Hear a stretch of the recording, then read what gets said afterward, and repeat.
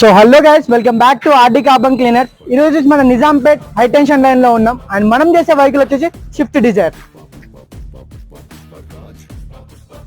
మీకు before carbon cleaning చేపించక ముందు చేపించిన తర్వాత మీ వెహికల్ లో ఎలాంటి డిఫరెన్స్ మీరు అబ్జర్వ్ చేశారు? ఓకే, ఫస్ట్ గేర్ లో సెకండ్ గేర్ లో కొంచెం గట్లయితే వెనకాల పొగొచ్చేస్తుంది అనమాట. Okay, pollution.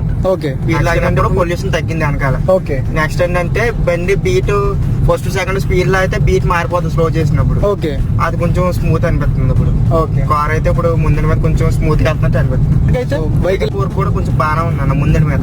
సో గైస్, అది మన డ్రైవర్ సోదరులకు అందరికి చాలా యూజ్ అవుతుంది. ప్రతి ఒక్క టాక్సీ ప్లేట్ వాళ్ళు నా కాంట్రాక్ట్ అయితే వాళ్ళ కోసం సపరేట్ గా నేను వచ్చేసి ఒక స్పెషల్ ఆఫర్ కూడా ఇస్తాను.